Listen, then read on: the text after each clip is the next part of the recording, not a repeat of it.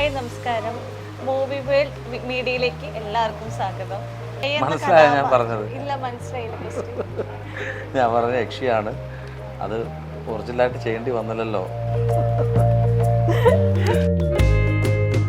നിങ്ങൾ എല്ലാ ആർട്ടിസ്റ്റുകളും മാളിലാണല്ലോ പോകുന്നത്, എന്തിനാണ് അങ്ങനെ എല്ലാവരും തിരിച്ചറിയാൻ വേണ്ടി നോക്കുന്നോ? അതിലെ ഒരു പാവ യക്ഷിയായിട്ടാണ് അതിൽ ചെയ്തത്. പാവ യക്ഷി ഭയങ്കര ഇമോഷണൽ അങ്ങനെ എന്തൊരു അനുഭവം വന്നിട്ടില്ല. അനുഭവം വന്നിക്കുമ്പോൾ അതിൻ്റെതായ ഒരു പ്രിക്കോഷൻ എന്ന നിലയിൽ ഞാൻ തന്നെ മെന്റലി കുറെ കാര്യങ്ങൾ പ്രിപ്പയർഡ് ആയിട്ട് വെച്ചിട്ടുണ്ട്. അതെ അതെ. ഓ, മരിച്ചത് അറിയാതെയാണ് സ്വപ്നം കണ്ടത്. അപ്പൊ ഞാൻ എന്താണ് അങ്ങനെ കണ്ടത്, ഞാൻ റിയലായിട്ട് കാണുകയും ചെയ്തു. പിറ്റേ ദിവസം വാർത്ത കേൾക്കുകയും ചെയ്തു. ചന്ദ്രകാന്തത്തിന്റെ കുട്ടിയല്ലേ, പിന്നെ പവിത്രയല്ലേ, ചില ഹഗ്ഗൊക്കെ ചെയ്യും. അപ്പൊ ഭയങ്കര സന്തോഷമായിരിക്കും. അയ്യോ, പറഞ്ഞറിയിക്കാൻ പറ്റാത്ത സന്തോഷമായിരിക്കും. ഇന്ന് വിശേഷങ്ങളായിട്ട് ഞാൻ വന്നിരിക്കുകയാണ്. ഇപ്പൊ മനസ്സിലായല്ലോ ഒരു ഇന്റർവ്യൂ അല്ലല്ല ഒരു ഇന്റർവ്യൂ അത് പ്രോമിറ്റിംഗ് അല്ല. ഇപ്പോൾ മനസ്സിലാവും ഒരു ഇന്റർവ്യൂ എടുക്കാൻ പറ്റുന്ന ആളെ ബുദ്ധിമുട്ട് മനസ്സിലായോ? കാരണം നമ്മൾ പല ലൊക്കേഷനിൽ പോകുമ്പോഴും നമ്മൾ കുറേ വെയിറ്റ് ചെയ്യേണ്ടി വരും. അപ്പം ഹായ് എല്ലാവർക്കും നമസ്കാരം. മൂവികളുടെ വീഡിയോയിലേക്ക് സ്വാഗതം. ഇന്ന് എന്നോടൊപ്പം വിശേഷങ്ങൾ പങ്കിടുന്നത് കീർത്തിയാണ്. തീർച്ചയായിട്ടും വളരെ സന്തോഷമുണ്ട്. നമ്മളാ പറഞ്ഞ ലൊക്കേഷനിൽ തന്നെയാണ്. ബാക്ക്ഗ്രൗണ്ട് കാണും മനസ്സിലാവും. ചന്ദ്രികയിൽ അലിയും ചന്ദ്രകാന്ത്. എങ്ങനെയുണ്ട്? ഇൻട്രോ കൊടുക്കാൻ പറഞ്ഞ ബുദ്ധിമുട്ടിയോ? ചെറുതായിട്ട്. എന്താ അറിയാമോ, നമ്മുടെ ബുദ്ധിമുട്ടൂടെ എല്ലാ ആർട്ടിസ്റ്റുകളും അറിയില്ല. അവർ വിചാരിക്കും നമ്മൾ റീച്ച് ഉണ്ടാക്കാൻ, യൂട്യൂബിൻ്റെ റീച്ച് ഉണ്ടാക്കാൻ, അല്ലെങ്കിൽ നമ്മൾ പൈസ ഉണ്ട്. ഞാൻ ഒരു എംപ്ലോയി ആണ്, പക്ഷേ നമ്മൾ ചെന്നിരിക്കുന്ന ബുദ്ധിമുട്ട് അവർക്ക് അറിയില്ല.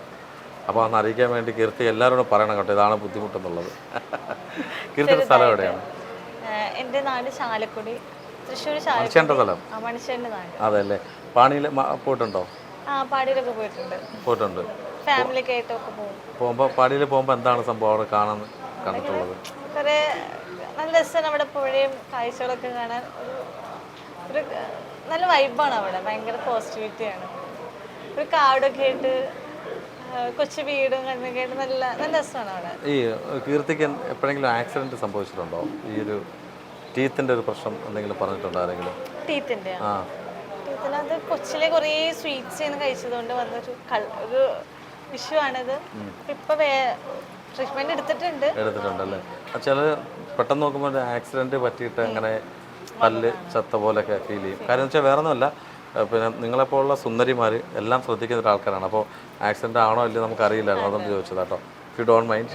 അപ്പോൾ അല്ല, എനിക്ക് പൊങ്കാല എന്തായാലും ഉറപ്പാണ്, അത് കുഴപ്പമില്ല, എല്ലാം ഞാൻ സ്വീകരിക്കാൻ റെഡിയാണ്. നമ്മൾ പല ലൊക്കേഷനിൽ പോകുമ്പോഴും പുതിയ ആർട്ടിസ്റ്റുകൾ നമ്മൾ കാണാറുണ്ട്. ചില യൂട്യൂബേഴ്സ് അല്ലെങ്കിൽ ചില ചാനൽസ് അവർ പുതിയതാണ്, അവരെ എടുത്താൽ നമുക്ക് ചിലപ്പം കയറില്ല, അല്ലെങ്കിൽ നമുക്ക് അവരെ എടുക്കണ്ട എന്നുള്ളതാണ് തീരുമാനിച്ചിരിക്കുന്നത്. പക്ഷേ ഞങ്ങളുടെ ചാനലിൽ ഞങ്ങളുടെ GM-ഉം കുഞ്ഞുമോൻ സാറും അതുപോലെ ഞങ്ങളുടെ MD വിശാ സാറും പറഞ്ഞിരിക്കുന്നത് നമുക്ക് എല്ലാവരെയും എടുക്കുക, എല്ലാവരും ഒരുപോലെ കാണുമെന്നുള്ളതാണ്. അപ്പോൾ തീർച്ചയായിട്ടും അവർക്കൊരു നന്ദി ഈ നിമിഷം പറയണം അല്ലേ? അപ്പോൾ പറയൂ, വിശേഷങ്ങൾ പറയൂ. വിശേഷം, ഞാനിപ്പോൾ ചന്ദ്രകാന്തം സീരിയലാണ് എല്ലാവർക്കും ഇപ്പോൾ ഒരുപാട് ഇഷ്ടപ്പെട്ട് തുടങ്ങിയിട്ടുണ്ട്. ഒരു അത്യാവശ്യം റീച്ചൊക്കെ ആയിട്ടുണ്ട്. കുറേ പേര് നല്ല നല്ല അഭിപ്രായങ്ങൾ കിട്ടുന്നുണ്ട്. അപ്പോൾ ഈ ഒരു സീരിയലിൻ്റെ ഒരു ഭാഗമാവാൻ കഴിഞ്ഞതിലേക്ക് ഒരുപാട് സന്തോഷം. പിന്നെ എൻ്റെ ക്യാരക്ടർ എല്ലാവർക്കും അറിയാം, പവിത്ര. ഭയങ്കര കുറുമ്പും കുശുമ്പൊക്കെ നിറഞ്ഞൊരു പ്രത്യേക ഒരു ക്യാരക്ടറാണ്. അപ്പോൾ കുറേ ആൾക്കാർ ഞാനിപ്പോൾ എന്നെ തിരിച്ചറിയുകയും എന്നോട് സംസാരിക്കുകയും ചെയ്യുമ്പോൾ ഞാൻ ഒരുപാട് സന്തോഷമാണ്. എനിക്ക് അങ്ങനെ ഒരു ഭാഗ്യം തന്നതിലും കിട്ടിയതിനൊക്കെ ഒരുപാട് നന്ദി ദൈവത്തിനോട് പറയാണ്. പിന്നെ ഇപ്പം എല്ലാവരും സീരിയൽ കാണുന്നുണ്ടോ? നല്ല നല്ല എന്താ പറയുക, ഒത്തിരി കണ്ടിരിക്കാനും പിന്നെ ഫാമിലി പരമായിട്ട് കുറേ എൻ്റർടൈനിങ്ങും പിന്നെ ഒരു കുറച്ച് കുശുമ്പും പിന്നെ നമ്മുടെ ഒരു അമ്മായിമ്മ പോലെയൊക്കെ അങ്ങനെയൊക്കെ ആയിട്ടുള്ള ഒരു കുസൃതിയൊരു കഥയാണ്. പിന്നെ നല്ലൊരു പ്രണയകഥയാണ്. ഒരു നഷ്ടപ്രണയം, ഒരു വിരഹം ഒക്കെ ഈ ഒരു സീരിയലുണ്ട്. ഒരു പ്രണയിക്കുന്നവർക്കൊക്കെ ഭയങ്കര ഇഷ്ടപ്പെടുന്ന ഒരു സ്റ്റോറിയും കൂടിയാണ് കേട്ടോ. ഇനി അടുത്ത ചോദ്യത്തിലേക്ക് പോകാം. കാര്യം ഒരൊറ്റ ചോദ്യത്തിൽ തന്നെ എല്ലാ കാര്യങ്ങളും പറഞ്ഞു എന്നുള്ളതാണ്. ഫസ്റ്റ് ഇന്റർവ്യൂ എന്ന് പറഞ്ഞാൽ ഞാൻ വിശ്വസിക്കത്തില്ല. ഫസ്റ്റ് ഇന്റർവ്യൂ അല്ലേ? ഇവിടെ പൂച്ചക്കുട്ടി കിടന്ന് നല്ല നനഞ്ഞത് എനിക്കൊന്ന് തണുത്തിട്ട് കിടന്ന് കരയാണെന്ന് തോന്നുന്നല്ലേ? ഞാൻ കുറേ അതിനെ രക്ഷപ്പെടുത്താൻ നോക്കി, പക്ഷെ പുള്ളിക്കാരത്ത് ഒട്ടും അടുക്കുന്നില്ല. പെറ്റ്സ് ഒക്കെ ഇഷ്ടമാണോ? ഇപ്പം നമ്മൾ അകത്ത് ഡയറക്ടറാണോ? അത് ഡയറക്ടർ ടൂൺ ഉൾപ്പെടെ പറഞ്ഞു കൊടുത്ത് അഭിനയിപ്പിക്കുക അടുത്ത്. എങ്ങനെയുണ്ട് ഡയറക്ടർ സൈഡ് നോക്കുകയാണെങ്കിൽ എങ്ങനെയുണ്ട്? ഉണ്ണി സാറ് ഭയങ്കര എന്താ പറയാ, നമ്മൾ ഭയങ്കര അധികം ഇങ്ങനെ ഈ ഞാൻ സ്റ്റാർട്ടിങ്ങിൽ ആക്ടിങ്ങിലേക്ക് വരുമ്പോൾ ഭയങ്കര ബുദ്ധിമുട്ടായിരുന്നു. എനിക്ക് ആക്ടിങ്ങിനെ കുറിച്ച് നമ്മൾ കണ്ട ഒരു രീതിയിലല്ലല്ലോ ഇവിടെ വരുമ്പോൾ. ഭയങ്കര ബുദ്ധിമുട്ട് എനിക്ക് ഫസ്റ്റ് ചെയ്യാനൊക്കെ ആയിട്ട്. സാർ എന്നെ കുറേ ഹെൽപ്പ് ചെയ്തിട്ടുണ്ട്. സ്റ്റാർട്ടിങ്ങിനെ കുറിച്ച് വഴക്കൊക്കെ കേട്ടെങ്കിലും അത് പഠിച്ചെടുത്ത് എങ്ങനെയാണ് ഫേസിലെ എക്സ്പ്രഷൻ ആയാലും എല്ലാം സാറിൻ്റെ ഒരു ടീച്ചിങ്ങിലൂടെ തന്നെയാണ് ഞാൻ ഇതിലൊരു ഇത്രയും ഒരു പവിത്രത എനിക്ക് കഥാപാത്രം ചെയ്യാൻ പറ്റിയത്. പിന്നെ നന്നായി പറഞ്ഞു തരികയും നമ്മളെ കൊണ്ട് നന്നായി ചെയ്യിപ്പിക്കാനും സാറ് മാക്സിമം എഫോർട്ട് എടുക്കുന്നുണ്ട്. ഭയങ്കര ഡെഡിക്കേറ്റഡ് ആയിട്ടുള്ള ഒരു ഡയറക്ടറാണ് ഞങ്ങൾക്ക് കിട്ടിയത്. തീർച്ചയായിട്ടും അതിപ്പോൾ എനിക്ക് ഇവിടെ നിന്ന് കേൾക്കുമ്പോൾ മനസ്സിലാവുണ്ട് പുള്ളി ആ സീനിൻ്റെ ടോൺ വരെ പറഞ്ഞു കൊടുക്കുന്നത് പുള്ളി തന്നെത്താനെ ഇട്ടിട്ട് അവിടെ അഭിനയിപ്പിക്കുന്നുണ്ടല്ലേ. എത്രാമത്തെ സീരിയലാണിത്? ഇതിന്റെ രണ്ടാമത്തെ സീരിയലാണ്. Second serial. ആദ്യത്തെ സ്വീകരണത്തിൽ പാർവതി എന്നാണ് സീരിയലായിരുന്നു. അപ്പോൾ നടന്നുകൊണ്ടിരിക്കുമല്ലേ സീരിയൽ അല്ലേ? അതില് ഞാനൊരു ഒരു ആത്മാവായിട്ടാണ് വന്നിരുന്നത്. അതില് ചെയ്യാവുന്ന ക്യാരക്ടർ അഭിനയിച്ചു. ഇപ്പൊ ഇടയ്ക്കിടയ്ക്ക് അഭിനയിച്ചു. ഇടയ്ക്കിടയ്ക്ക് അഭിനയിച്ചോണ്ടിരിക്കുന്നു. അല്ല യക്ഷിയായിട്ട് അഭിനയിക്കേണ്ടി വന്നില്ലെന്നാണോ? അല്ല യക്ഷിയായിട്ട് അഭിനയിക്കുന്ന സീരിയലില് അതാ ഒറിജിനൽ പറ. പാർവതി സീരിയലില് ജയ മനസ്സിലായ ഞാൻ പറഞ്ഞത്? ഇല്ല മനസ്സിലായില്ല. ഞാൻ പറഞ്ഞ യക്ഷിയാണ്, അത് ഒറിജിനലായിട്ട് ചെയ്യേണ്ടി വന്നില്ലല്ലോ. അങ്ങനെ മനസ്സിലായില്ല. പുള്ളിക്കാരിട്ട് ഒരു ചോദ്യം ചോദിച്ചാൽ മതി, കറക്റ്റായിട്ട് എല്ലാം ഇങ്ങനെ ത്രൂ ഔട്ടായിട്ട് ഇങ്ങനെ പറഞ്ഞുകൊണ്ടിരിക്കും. ഒരു കാര്യം ചോദിക്കുമ്പോൾ തന്നെ അടുത്ത ക്വസ്റ്റ്യന് പോരാനല്ല, അതാണ് വേണ്ടത്. പറഞ്ഞോളൂ. അതിലെ ഒരു പാവ യക്ഷിയായിട്ടാണ് അതിൽ ചെയ്തത്. പാവ യക്ഷി ഭയങ്കര സിമ്പതിയാണ് യക്ഷിക്ക്. ഭയങ്കര ഇമോഷണൽ, ഭയങ്കര നായകനെ ഭയങ്കര സപ്പോർട്ട് ചെയ്യാൻ വേണ്ടി വന്നത്. നായികനെ പിന്നെ നിങ്ങൾ എല്ലാവരും വിചാരിക്കുന്ന പോലെ വെള്ള ഉടുപ്പ് യക്ഷി എന്നല്ല, അത്യാവശ്യം മോഡേൺ ആയിട്ടുള്ള ചുരിദാർ അല്ലെങ്കിൽ ജീൻസ് ആണോ? ഇല്ല, നല്ല പട്ടുസാരി ഒക്കെ എടുത്തിട്ടുള്ള സുന്ദരിയായ യക്ഷിയാണ്. സാങ്കല്പികല്ലേ എല്ലാം. യക്ഷി എന്ന് പറയുന്നത് ഇല്ല, ഒറിജിനൽ ലൈഫിൽ യക്ഷി എന്ന് പറയുന്ന സംഭവം ഇല്ല. ഉണ്ടോ? കണ്ടിട്ടുള്ള ഏതെങ്കിലും ഒരു അനുഭവം പറയാമോ? അതായത് യഥാർത്ഥത്തിൽ ചാലക്കുടിയിൽ അല്ലെങ്കിൽ ഉറങ്ങുന്ന സമയത്തോ? ഉറങ്ങുന്ന സമയത്ത് കണ്ടിട്ടുണ്ട്. അതെന്താണ്? അതിന്റെ നെയ്ബർ അങ്കിൾ മരിച്ചപ്പോൾ ഞാൻ അങ്കിൾ ഭയങ്കര കൂട്ടായിരുന്നു, ഭയങ്കര സ്നേഹമായിരുന്നു. പക്ഷെ ഞാൻ ചെറുപ്പമായിരുന്നു, ഒരു 3rd ക്ലാസ്സിലൊക്കെ പഠിക്കുമ്പോഴായിരുന്നു. അപ്പം അങ്കിളും മരിച്ച അന്ന് രാത്രി ഞാനിങ്ങനെ അങ്കിൾ എന്നെ വിളിച്ച പോലെ ഞാനിങ്ങനെ വിളിച്ചു തന്നെ ശരിക്കും. അപ്പം ഞാനിങ്ങനെ ഉറക്കത്തിൽ നിന്ന് കണ്ണു തുറന്നപ്പോൾ പിന്നെ അങ്കിളെ കണ്ടു. പെട്ടെന്ന് ഞാനിങ്ങനെ കണ്ണു തിരുമ്പി അങ്കിൾ കാണാനില്ല. പിറ്റേ ദിവസം തന്നെ അറിഞ്ഞത് അങ്കിൾ മരിച്ച വിവരം. ഓ, മരിച്ചത് അറിയാതെയാണ് സ്വപ്നം കണ്ടത്. അപ്പൊ ഞാൻ എന്താണ് അങ്ങനെ കണ്ടത്, ഞാൻ റിയലായിട്ട് കാണുകയും ചെയ്തു. പിറ്റേ ദിവസം ഞാൻ വാർത്ത കേൾക്കുകയും ചെയ്തു. ഇപ്പൊ ഞാൻ അത് ഓർക്കുമ്പോ ആത്മാവില്ല എന്ന് പറയാൻ എനിക്ക് ഒട്ടും പറ്റില്ല. അല്ല, ആ സമയം കേട്ട സമയം എന്താണ്, ഷോക്കായി പോയോ? ഞാൻ ഭയങ്കര ഷോക്കായി പോയി. ഞാൻ ഒട്ടും അന്റെ അമ്മയുടെ അടുത്തോ അങ്ങനെ ഫാമിലി എല്ലാവരുടെ അടുത്തും പറഞ്ഞു. ഞാൻ ഇങ്ങനെ കണ്ടു.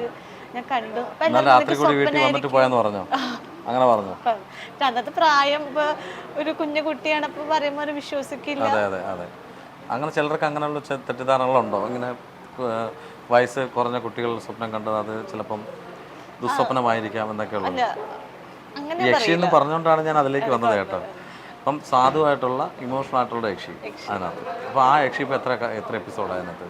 യക്ഷി ഞാൻ ചില സിറ്റുവേഷനിൽ വന്നാണ് ഞാൻ അതിലെ കഥാപാത്രം പാർവതി ഹെൽപ്പ് ചെയ്ത് പോവാ. ഇങ്ങനെ കണ്ടിന്യൂസിലില്ല, ഒരു ഇടയ്ക്കിടയ്ക്കിട്ട് വന്ന് പോകുന്നുണ്ട് ഞാൻ.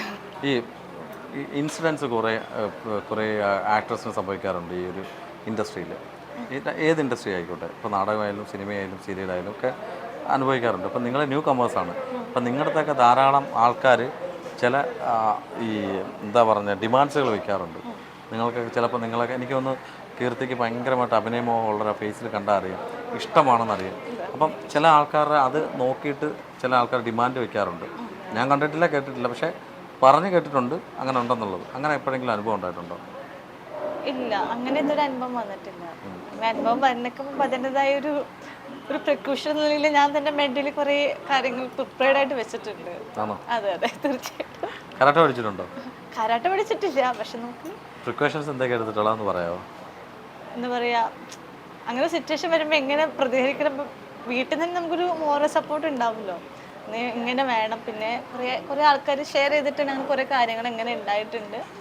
അപ്പോൾ നമ്മൾ നിൽക്കേണ്ട രീതികളും അല്ല പറയേണ്ടതായ കാര്യങ്ങളും എങ്ങനെ പ്രതികരിക്കണം, അങ്ങനെ കുറേ കാര്യങ്ങൾ. ഫൈറ്റില്ല, നമുക്ക് നമ്മുടേതായ ഒരു സ്ത്രീ സെൽഫ് പ്രൊട്ടക്ഷൻസ് നമുക്ക് എന്തായാലും കീപ്പ് ചെയ്യുന്നുണ്ടല്ലേ. അത് നമ്മളെപ്പോഴും അത് കൊണ്ടു കിടക്കണം. അതിൻ്റെ ബോൾഡായിരിക്കണം. എന്നാൽ നമ്മളെ ആവശ്യമുള്ളവർ വിളിച്ചാൽ മതി. അതല്ലേ പോയിന്റ് ഓഫ് വ്യൂവിൽ പറഞ്ഞത്? അതെ, സത്യം. അപ്പം ഈ വരുന്ന കഥാപാത്രങ്ങളൊക്കെ ഇപ്പോൾ ഇത് ചെയ്തുകൊണ്ടിരിക്കുന്ന ഈ വേറെ ഏതെങ്കിലും കഥാപാത്രങ്ങൾ നല്ല നല്ല കഥാപാത്രങ്ങൾ വന്നിട്ട് തട്ടിത്തെറിപ്പിച്ചിട്ടുണ്ടോ വേണ്ടാന്ന് പറഞ്ഞിട്ട് ഏതെങ്കിലും കാരണങ്ങൾ കൊണ്ട്? ഇല്ല ഇല്ല, അങ്ങനെ ഞാൻ ചെയ്തിട്ടില്ല. എൻ്റെ ഒരു കരിയർ ബിഗിനിങ് എന്ന് പറയുന്നത് തന്നെ ഈ ഒരു ചന്ദ്രകാന്ത് സീരിയൽ എന്ന് പറയാം. ഇതിൽ വന്നതിന് ശേഷമാണോ പാർവതിയിൽ പോയത്? അല്ല, ഇതിന് മുമ്പാണ് ഞാൻ പാർവതി ചെയ്തത്. പക്ഷേ കുറേ ആൾക്കാർ എന്നെ ഇപ്പോൾ തിരിച്ചറിയുന്നത് ഇതിന് വന്നതിന് ശേഷമാണ്. ആ ചിരിയാണ് പറയാൻ നമ്മളൊരാൾ തിരിച്ചറിയുമ്പോഴേ ഇപ്പം നമ്മൾ ബന്ധുക്കൾ തിരിച്ചറിയുന്നതിനെക്കാട്ടിലും ബന്ധുക്കൾ ഹായ് എന്തുകൊണ്ട് കീർത്തി എന്ന് പറയാം. പക്ഷേ ആസ് എ ഒരു പ്രേക്ഷകൻ പ്രേക്ഷകൻ ആ ചേച്ചി അത് കണ്ട് സൂപ്പറായിരുന്നു എന്നൊക്കെ പറയുമ്പോൾ എന്താ ഫീൽ ചെയ്യുന്നത്? അയ്യോ, ഭയങ്കര സന്തോഷമാണ്. ഇപ്പോൾ എന്തെങ്കിലും ഷോപ്പ് ചെയ്യാനൊക്കെ മാളിലൊക്കെ പോകുമ്പോൾ ഇവർ ഓടി വന്നിട്ട്. നിങ്ങൾ എല്ലാ ആർട്ടിസ്റ്റുകളും മാളിലാണല്ലോ പോകുന്നത്. എന്തിനാണ് അങ്ങനെ? എല്ലാവരും തിരിച്ചറിയാൻ വേണ്ടി നോക്കുന്നതാണോ? അല്ല, ടെസ്റ്റ് ചെയ്യാൻ വേണ്ടി പോകുന്നതാണോ? ഏത് ആർട്ടിസ്റ്റിനോട് ചോദിച്ചാലും ഞങ്ങൾ മാളിൽ പോകുമ്പോൾ ഇങ്ങനെ കാണാറുണ്ടെന്ന് പറയും. അങ്ങനെയല്ല, മാളിൽ പോകുമ്പോഴേക്ക് നമുക്ക് കുറേ എല്ലാം അവിടെ തന്നെ ഉണ്ടല്ലോ. ഫുഡ് ആയാലും എല്ലാവരും അവിടെയാണ് പ്രിഫർ ചെയ്യുന്നത്. അതെ, ചുമ്മാ പറഞ്ഞു കേട്ടോ. അവിടെ ചെല്ലുമ്പോൾ എങ്ങനെ കുട്ടികളാണോ വരുന്നത്? കുട്ടികളിങ്ങനെ ചേച്ചിമാര് ആൻറ്റിമാര് കൂടി വന്നിട്ട് പറയും, ഇങ്ങനെ ചന്ദ്രകാന്തത്തിലെ കുട്ടിയല്ലേ, പിന്നെ പവിത്രയല്ലേ, ചിലർ ഹഗ്ഗൊക്കെ ചെയ്യും. അപ്പോൾ ഭയങ്കര സന്തോഷമായിരിക്കും. അയ്യോ, പറഞ്ഞറിയിക്കാൻ പറ്റാത്ത സന്തോഷമായിരിക്കും. അപ്പോൾ അത് അങ്ങനത്തെ മൊമെന്റ്സ് ഒക്കെ ഉണ്ടായതൊക്കെ ഒരു ചന്ദ്രകാന്ത് വന്ന ശേഷമാണ്. ഈ അടുക്ക ഒരു ഇൻ്റർവ്യൂ ഭയങ്കര വൈറലായ ഒരു ഫീമെയിൽ ആങ്കർ ഭയങ്കരമായിട്ട് വൈറലായ ഒരു ഇൻ്റർവ്യൂ ഉണ്ടായിരുന്നു. അത് കണ്ടായിരുന്നു. ഒരു DNA എന്ന് പറഞ്ഞൊരു സിനിമയുടെ പ്രൊമോഷന് വേണ്ടിയിട്ട്. കണ്ടിട്ടില്ല? അതിനകത്തൊരു ചോദ്യം ചോദിച്ചു. ആ ചോദ്യത്തിന് റൈറ്റായിട്ടുള്ള ആൻസർ ആ പറഞ്ഞ നായിക കൊടുക്കുക. നേരത്തെ പറഞ്ഞത് തന്നെയാണ്. ഈ ചില അഡ്ജസ്റ്റ്മെൻറ്റുകളൊക്കെ പറഞ്ഞിട്ടുണ്ടായിരുന്നു.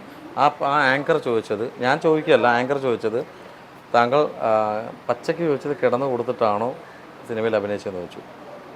അപ്പോൾ ആ ചോദ്യത്തിനോട് എങ്ങനെ പ്രതികരിക്കും? കീർത്തി പറഞ്ഞു സെൽഫ് പ്രൊട്ടക്ഷൻ കുറേ എടുത്തിട്ടുണ്ടെന്ന്. കീർത്തിയാണ് ആ സ്ഥാനത്ത് ഇരുന്നെങ്കിൽ ഒരു പെൺകുട്ടിയോടും ചോദിക്കാൻ പറ്റാത്തൊരു ചോദ്യമാണത്. ഒരിക്കലും അത് ചോദിക്കാനേ പാടില്ലാത്ത ചോദ്യമാണ്. അപ്പോൾ ആ സ്ഥാനത്ത് ആ മറ്റേ ഹന്ന എന്ന് പറഞ്ഞ ആക്ട്രസ് നന്നായിട്ട് പ്രതികരിച്ചിട്ടുണ്ട്. പക്ഷേ എങ്കിൽ പോലും കീർത്തിയായിരുന്നെങ്കിൽ ആ സ്ഥാനത്ത് ഇപ്പം എങ്ങനെയായിരിക്കും പ്രതികരിക്കുക? കാര്യം ആ പെൺകുട്ടിയോട് അങ്ങനെ ചോദിച്ചു. അത് കീർത്തിയാണെങ്കിൽ ചിരിച്ചോണ്ട് പ്രതികരിക്കും. എങ്ങനെ? കാരണത്ത് നോക്കി പൊട്ടിച്ചിട്ട് അതാണ് വേണ്ട. ആ ഒരു ആറ്റിറ്റ്യൂഡാണ് വേണ്ട കേട്ടോ. ആ ചോദ്യത്തിനല്ലേ കൊടുക്കുന്നത്? തീർച്ചയായിട്ടും അത് ആ ആങ്കർ ചോദിച്ചാൽ എന്തെങ്കിലും അങ്ങനത്തെ ക്വസ്റ്റ്യൻസ് നമ്മൾ ചില ആൾക്കാരും അങ്ങനത്തെ ക്വസ്റ്റ്യൻസ് അനുഭവിച്ചിട്ടുള്ളവർ ചിലങ്ങനെ ഐഡിയ വെച്ചിട്ടുണ്ടാവും. പറയാൻ ബുദ്ധിമുട്ട് ഉള്ളവരുണ്ടാവും. പക്ഷെ അങ്ങനെ ചോദ്യങ്ങൾ പതരാതെ നന്നായിട്ട് ഫൈറ്റ് ചെയ്യാം. പക്ഷെ ആ ചോദ്യം വേണം ഇങ്ങനെ ആക്കിക്കൂടായിരുന്നോ? അങ്ങനെ എന്തെങ്കിലും സംഭവങ്ങൾ വന്നിട്ടുണ്ടോ, ഒഴിവായിട്ടുണ്ടോ എന്ന് ചോദിക്കാം. പക്ഷെ കിടന്ന് കൊടുത്തിട്ടാണോ എന്ന് ചോദിക്കുന്നത് തെറ്റല്ലേ? തെറ്റല്ലേ? എനിക്ക് ചോദിക്കാൻ പോലും ചമ്മലാവുന്നുണ്ട്. പക്ഷേ ആ ഒരു ഇൻ്റർവ്യൂ കണ്ടപ്പോൾ ഞാൻ പല ആർട്ടിസ്റ്റിനോടും ചോദിച്ചപ്പോൾ അവരെല്ലാവരും പ്രതികരിച്ചിങ്ങനെ തന്നെ. പക്ഷേ കരണത്തടിക്കുമെന്ന് പറഞ്ഞില്ല. അതാണ് ബോൾഡ്നെസ് എന്ന് പറയുന്നത്. തീർച്ചയായിട്ടും അങ്ങനെ തന്നെയാണ് ചെയ്യേണ്ടത്. ഇനി ആരോടും അങ്ങനെ ചോദിക്കാൻ പാടില്ലല്ലേ? ഇപ്പം ഈ സീരിയൽ വന്നപ്പോൾ എങ്ങനെയുണ്ട് എല്ലാവരുമായിട്ടുള്ള മിംഗ്ലിങ്ങും എല്ലാവരും? സജേഷ് എങ്ങനെയുണ്ട് നായകൻ? അയ്യോ, സജേഷ് ഭയങ്കര കമ്പനിയാണ്. ഒരു സജേഷ് ഏട്ടൻ തന്നെയാണ്. നിങ്ങൾ രണ്ട് നായികമാരല്ലേ? ഒരാളൂടെ അല്ലേ ഇനി? ഇതിൽ പിങ്കി പിന്നെ നന്ദ, രണ്ട് നായികമാരാണ്. ഇതിനകത്ത് എന്ത് കഥാപാത്രമാണ് ഇപ്പോൾ കീർത്തി ചെയ്യുന്നത്? ഞാൻ ചെയ്തത് ഗൗതം ചേട്ടൻ്റെ അനിയൻ്റെ ഭാര്യയായിട്ടാണ് ചെയ്യുന്നത്. മുഴുനീളം ത്രൂ ഔട്ടായിട്ടുണ്ട്. ക്യാരക്ടറാണ്. എന്തായാലും വളരെ സന്തോഷമുണ്ട്. കാര്യം ഈ ഒരു സ്മൈല് കാണാൻ പറ്റിയ കാര്യം ഫസ്റ്റ് ഇൻ്റർവ്യൂ ഞാൻ എടുത്തു. അതുപോലെ തന്നെ കുറേ ക്വസ്റ്റ്യൻസ് ചോദിച്ചപ്പോൾ സെൽഫ് പ്രൊട്ടക്ഷൻ ഉണ്ടെന്ന് പറഞ്ഞു. അത് അറിഞ്ഞിട്ടുള്ളവർ വിളിക്കട്ടെ അല്ലേ? ഇപ്പം നല്ലൊരു കഥാപാത്രം വന്നു കഴിഞ്ഞാൽ ഇപ്പം അതിനകത്ത് എന്തൊക്കെ കോംപ്രമൈസ് ചെയ്യാൻ പറ്റുമെന്നുള്ള ചോദ്യം വന്നു കഴിഞ്ഞാൽ അതൊരു ചോദ്യചിഹ്നമാണ്. നല്ല കഥാപാത്രം തേടി എത്തുകയാണ്. കോംപ്രമൈസ് വരുന്നൊരു ചില മൂവികൾ കാണും. ചിലപ്പം ഡ്രസ്സിങ്സിലായിരിക്കാം, ചില മറ്റു പലതിലായിരിക്കാം. ഡ്രസ്സിങ്സിലാണെങ്കിൽ എന്തുമാത്രം കോംപ്രമൈസ് കാണും? ഇല്ല, അങ്ങനെ കോംപ്രമൈസ് ചെയ്യാനുള്ള മെൻറ്റാലിറ്റി ഇല്ല. ലൈക്ക് ഭയങ്കര സിമ്പിൾ, നമ്മളെ കൊണ്ട് ചെയ്യാൻ പറ്റിയ കംഫർട്ടബിൾ ആയിട്ടുള്ള കാര്യങ്ങൾ ചെയ്യുന്നുള്ളൂ.